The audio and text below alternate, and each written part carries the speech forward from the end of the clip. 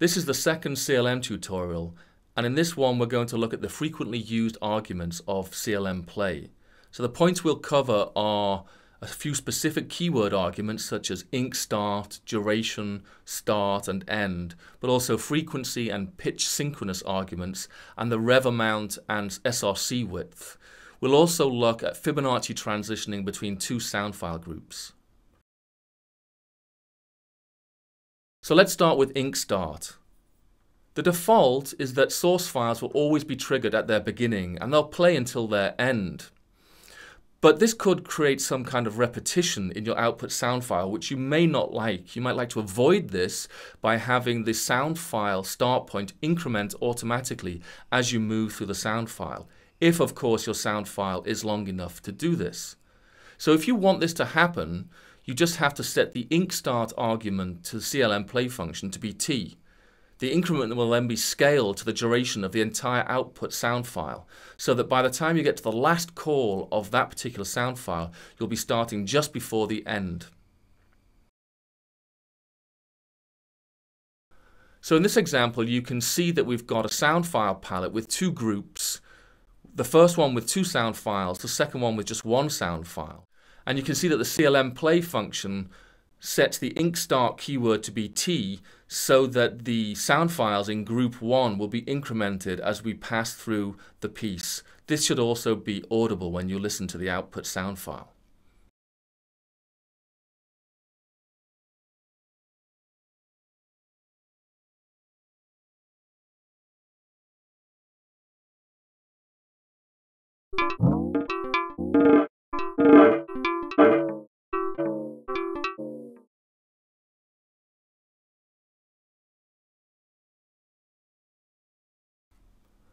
Now let's move on to the start, end and duration keyword arguments for each individual sound file.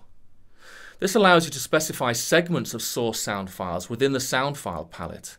And these numbers can either be simple numbers as seconds or a list of numbers specifying minutes, seconds and milliseconds if that's more convenient. The duration automatically will determine the end time, so that you shouldn't use both end and duration when you're specifying a sound file in a group. If we specify the start only, then we'll play through that sound file until its end or until the end of the event duration in the score, whichever is shorter. If we specify the end or duration only, then we'll start at the beginning of the sound file and play up to the end or to the duration. This allows us to use the same source file but with different parts of the input to perhaps produce different output.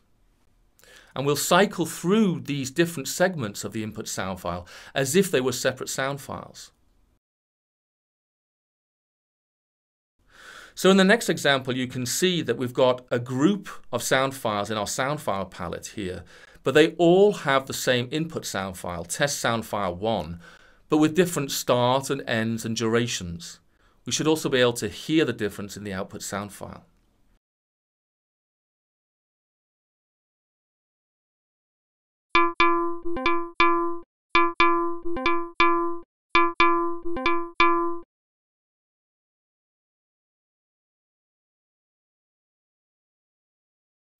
Now let's look at the frequency and pitch synchronous arguments. The frequency slot of a sound file object within the sound file palette specifies the apparent frequency of the input sound file, and this can be entered in the form of a reference pitch and will be used for sample rate conversion when we transpose the sound file using CLM.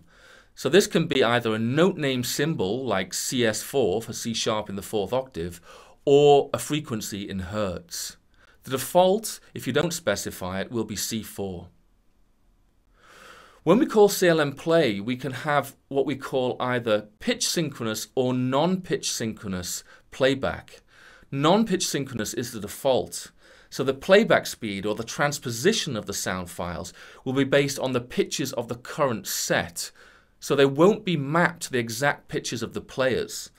This might seem a little bit strange, but if you imagine a part which leaps around across the whole range of an instrument, you might find that if that's translated synchronously to the pitch transposition of a sound file, that you have too extreme a transposition and it becomes somehow undesirable.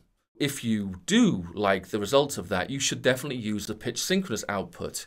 In this case, the frequency slot of the sound file object will be used to determine the transposition of the sample rate conversion, so that we should get the exact pitches in the player's part when we transpose the sound files in the output sound file.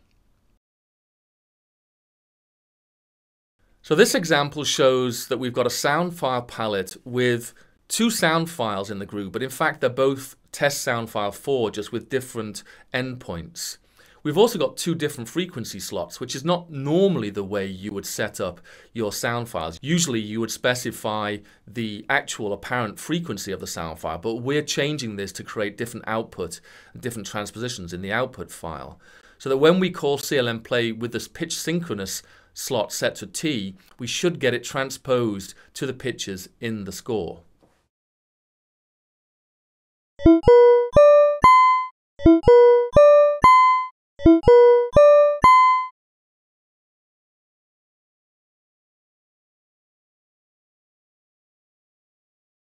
Two further arguments to the clm-play function are rev-amount and src width. Rev-amount is used for the nrev clm reverb instrument, and you can use this if you like, or you can use external reverberation or no reverberation at all if you set it to 0. You should bear in mind though that a value of 0.1 is already quite a lot, so experiment with your output. The src width determines the accuracy of the sample rate conversion, which is the technique, the DSP technique that's used for the transposition of the sound files. So the higher the value, the more accurate the transposition is, and the higher the quality of the output sound file. But there's always some give and take. The higher values also take longer to calculate. So perhaps when you're experimenting, you should use a value, say, of 5 to get a rough transposition. It will still be a very good transposition, but it won't be as good as, say, a value of 20 or even 100 if you're doing extreme downward transpositions. So here you can see an example pretty much like the previous one, but we add quite a lot of reverberation to make the effect apparent to you, and also use a higher quality transposition.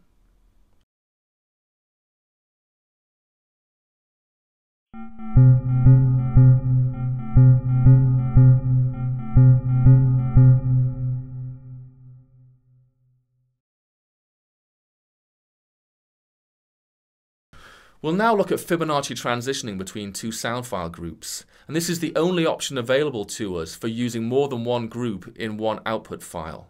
And in fact, we can only transition between two groups. When we transition between two sound file groups, there's a Fibonacci transition happening in the background to move from one group to the other, so that, for instance, you could start the output sound file with, say, percussive samples and move over the complete duration of the output file to, say, string samples. In this example, we move from sound file group 1 to sound file group 2, as you should be able to hear by listening to the output.